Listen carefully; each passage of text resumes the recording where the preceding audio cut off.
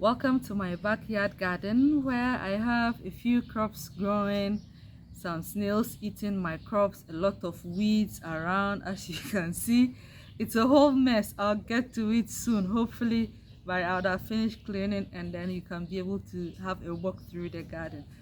But today is going to be one of 4 videos I am making on cattle farming business. So let's get into it.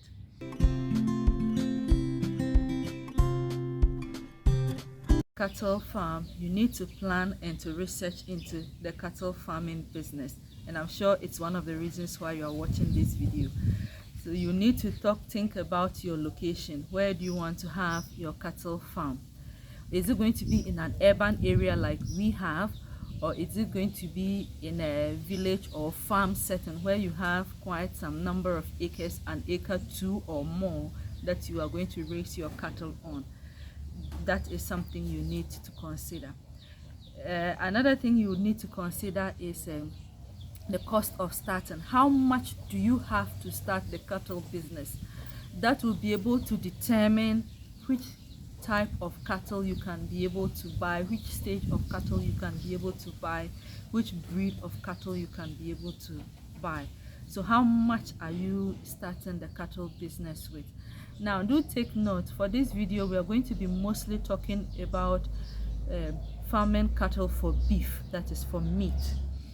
We are not going to talk about for milk because in our part of the world we do not have cattle that produce a lot of milk to make it competitive or worthwhile going into business with it, unless you have the funds, and then there is the funds to be able to go out and get the milk breed cattle. Then you can think of milk breeding cattle. If not, the best would be for the beef in Ghana. Then let's continue. So how much do you have to start? If you have, let's say, 10,000 that you want to start, you wouldn't be able to buy some cattle at some age. When they are too grown, you may not be able to buy the cattle, or you may not be able to buy certain breeds. Certain breeds are more expensive than other breeds. So that is something that you would have to take into consideration. How much do you have to start? Then where are you going to buy the cattle? Now we're thinking of where are you going to buy the cattle. In most areas in Ghana, when people need to buy cattle for racing, they come up north here to buy. Up north here you can get it from the market, or you go around the villages to the farmers and you are able to get some to buy. There are market days that you can be able to get the cattle to buy. The periods which you can buy a cow also will determine how much you would spend in buying the cow. For example, if you are buying a cow when there is a lot of grass, where farmers are not struggling to graze their cattle, most definitely they are going to be more expensive. But when it is during the dry season, where there's not much feed, farmers are trying to dispose of some of their cattle in order to be able to feed the remaining that they have, then you tend to get it at a cheaper price. So these are all things that usually are taken into consideration. Now in the beef cattle business, do you want to keep the animals such that you would butcher them yourself for sale, or you just want to keep the animals to sell out? Those are all things that you need to consider when you want to start a cattle farm. If you are starting in an urban area where you do not have enough space, then you cannot start with cattle that you have to keep for very long periods of time, because getting the feed that continuously to be able to feed them might be very difficult if you do not have a place where you can be able to get them very cheap. You also have to think of sourcing their feed. Is it near a place where you can be able to source their feed? What feed can you give them? Looking at what you have around in order to reduce cost. Taking for example, we feed our cattle sometimes with rice bran. In foreign countries or in some countries, they do feed with wheat bran. That is because the wheat bran is more cheap there and rice bran is relatively cheaper here. So it makes more sense for us to feed with rice bran. So these are all things that you would need to take into consideration when you are starting a cattle farm. Your target market will also determine the type of cattle that you have to buy. If you are selling for Salah market, that means that the stature of the cow actually comes into play when you are selling it, the color of the cow. Usually for Salah, they go for white cows. They do not go for multicolored brown or dark colored cows. They go for white cows. So if it is because of the Salah market that you want to raise and sell towards that, then you would have to consider the color of the cows, the stature of the cow, the type of cow that you would sell for those markets. And then if it's not the Salah market that you are targeting, but you are targeting the butchers, they also usually prefer some type of cattle. They prefer ones that when they slaughter, they can be able to hang, and the meat will not quickly go bad because there is so much fat in it. So the meat will not go bad for at least 2 to 3 days. The meat will still be good for them to be able to sell it all. So these are all things that you need to consider when you are going to start your cattle business. Then the type of cattle that you would need to buy. In Ghana, we don't have too many cattle breeds. We have the Ndama breed. The Ndama breed and then the West African breed are all local breeds. They are usually the small breeds. They are the cheapest in the market to buy because they are small. They do not grow big. It doesn't matter the number of years you keep it, it's never going to grow bigger than that. So they are the cheapest in the market. You can start with that, then as you retail, you get more money to buy other bigger breeds. When you look at the Ndama breeds, they are usually the brown. You see the whole thing uniformly brown. They are small. They have moderate length of horns. Those are the Ndama breeds or the local breeds. Then we have the Zebu breed. The Zebu is, when we talk of Zebu, we are talking of the cattle that have the humps. The humps is that big thing that is usually at the back of their neck. That's the hump. Those are the Zebu breeds. And the breeds that usually have the humps are the Fulani breeds and then the Gudali breeds.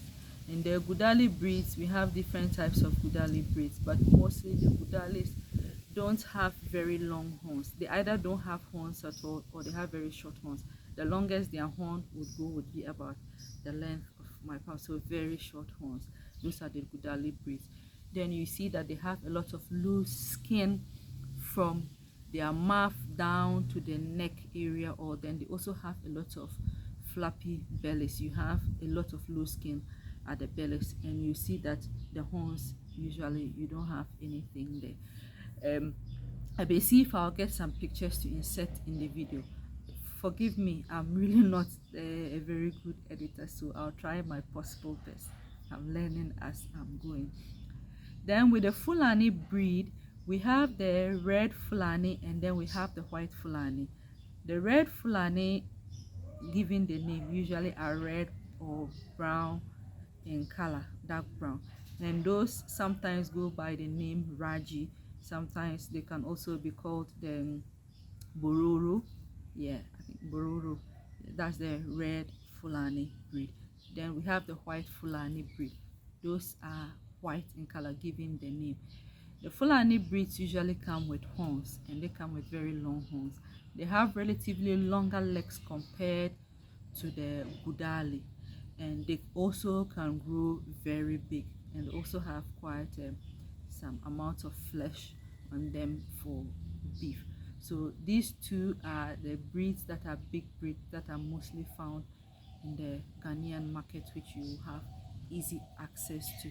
So these are just the breeds that you need to consider. Now, okay, so how long do you want to keep them is another thing you would need to consider when you are starting a feed lot or a cattle farm. When I say feed lot, that means that you are just getting only males and you are fattening them or feeding them till they reach the age of butchering for you to be able to butcher them for meat. That's a feed lot. Then when is the cow calf, that is when you have a cow that can be able to calf. I hope we are getting the difference. Yes. So what we are doing is the feedlot, because we are doing it in an urban area. Adding the females can be a little challenging, because you need to separate them mostly if you are actually going into it for proper business, so that the males do not end up hurting the calves. So that's a whole lot of lesson. Maybe one of the days I would go into some of the things you need if you need to do a cow calf farm. Yes, so that's just about it. But how long are you going to keep them? Mostly, to be able to maximize profit, when you pick a cow, you shouldn't keep it more than 2 years. If you keep it more than 2 years, then you end up eating into your profits. That means that you are just keeping the animal and you are not going to make any profit or much profit from the animal. And you should consider the age of the animal. When the animal is relatively young, you can be able to keep it for a long period of time. With that, you are not going to be able to make money quickly. So if you are also looking at it to be trying to look at it to be your sole source of income, I wouldn't advise someone to go into keeping cattle that are relatively young, because then that means that it will take a longer period of time in order for you to be able to make your profit. Now, it doesn't matter, cattle can be disposed at any age. You can get a 9-month-old cow, and then by the 10th month you keep it for 1 month or 2 months, and then it gains a little flesh, you'll be able to sell it off. But then you wouldn't make reasonable profits, you see. So those are things that you need to consider. So if you are going for them very young, it's usually advisable for you to keep them to the extent that they have grown up to their full capacity, in order for you to be able to make maximum profits out of your business, because you're going into this business to make profits, not as an NGO. So those are things that you need to consider when you are starting your cattle business. Thank you very much for watching. I hope this video was educative.